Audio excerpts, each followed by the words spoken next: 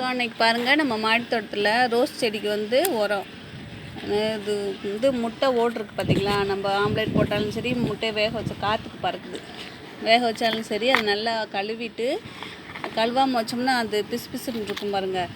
அது அப்புறம் காயும் போது மொச்சிக்கிட்டு அது ஒரு முட்டை போட்டுக்கிட்டு இருக்கும். அதனால் செடிக்கு வந்து பிரச்சனை. அதனால் நல்லா கழுவிட்டு அந்த தண்ணியை நம்ம மரத்தடியில் செடிக்கடியில் ஊற்றி விட்டுலாம் பாருங்கள்.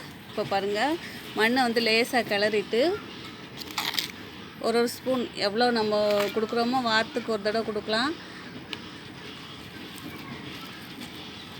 வாரத்துக்கு ஒரு தடவை கொடுத்தா அதிகமாக தெரியும். மாதத்துக்கு ஒரு தடவை கொடுக்கலாம். இல்லாட்டி இது உரம் வேறு எதுவுமே வீட்டில் இல்லை மாடி தோட்டத்தில் அப்படின்ற நேரத்தில் வந்து இதை யூஸ் பண்ணிக்கலாம். வெயில் காலத்தில் நல்லா காய வச்சு எடுத்துக்கலாம். மழை காலத்தில் கொடுத்தா ரொம்ப நல்லது. உடனே வந்து ஏன்னா மழை பெய்ய பெய்ய சத்துக்கெல்லாம் வெளியில் போய்கிட்டே இருக்கும். இப்போ இது மாதிரி நம்ம கொடுக்கும்போது நமக்கு வந்து செடிக்கு நல்லா உரம் கிடைக்கும். இதில் பாருங்கள், ஒரு மஸ்கட் டேட்ஸ் இருக்குது. ஏற்கனவே பெருசு 2-3 மாடி தோட்டத்தில் விளைஞ்சது இருக்குது.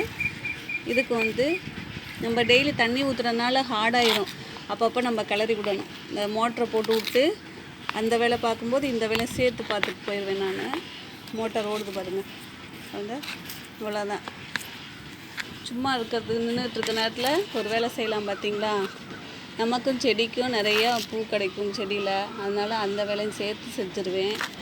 இது வந்து சமைக்கும்போது கழுவி வச்சு காய வச்சு வச்சிட்டோம்னா அதை ஒரு நாளைக்கு மிக்சியில் போட்டு தூளாக்கி வச்சுக்கலாம். இதில் வந்து சலிக்கலாம் தேவையில்ல. கொஞ்சம் பெருசாக இருந்தாலும் அது வந்து மக்கிக்கும் மண்ணில். லைட்டாக மூடி விட்டால் போதும். மூடி விடலைன்னா நம்ம தண்ணி ஊற்றும்போது தெரித்து கீழே விழுகும். அதனால தான் நம்ம வந்து லைட்டாக மண்ணை போட்டு மூடுறோம்.